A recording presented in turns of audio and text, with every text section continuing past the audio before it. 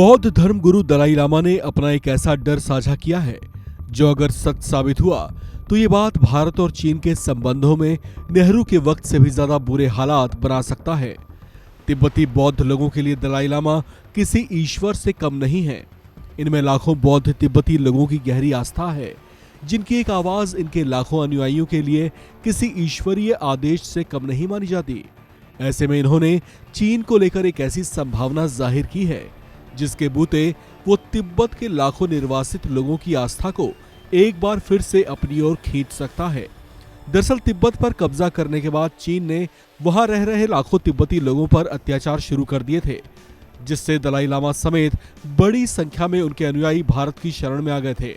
भारत में शरण लेने की वजह से दलाई लामा तक कभी चीन के हाथ नहीं पहुंच पाए, लेकिन तिब्बती बौद्ध मान्यताओं के मुताबिक दलाई लामा और इनके शिष्य के अवतार की परंपरा चलती चली आ रही है।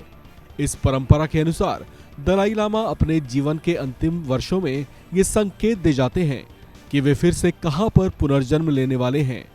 इनके संकेतों और बताए चिन्हों के आधार पर नए उत्तराधिकारी दलाई लामा को तिब्बती बौद्ध समुदाय स्वीकार करता है, पर दलाई लामा ने ये आशंका जताई है कि चीन रणनीतिक तौर से फायदा उठाने के लिए दलाई लामा के अवतार को नियंत्रित करने की कोशिश कर सकता है।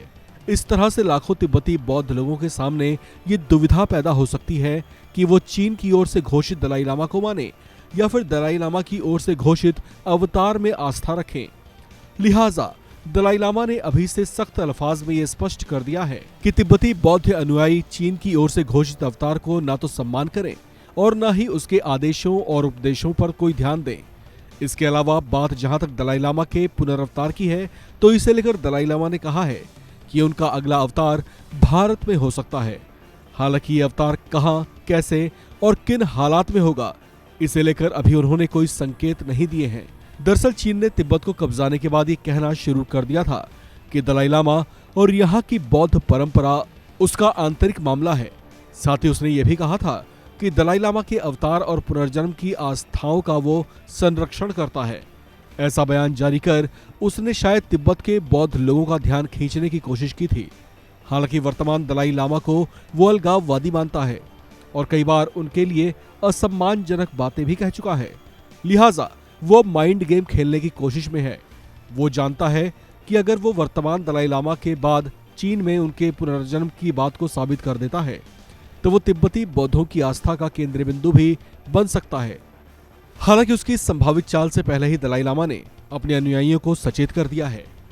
इस खबर में फिलहाल इतना ही। बाकी अपडेट्स के लिए आप बने रहिए वन इंडिया के साथ।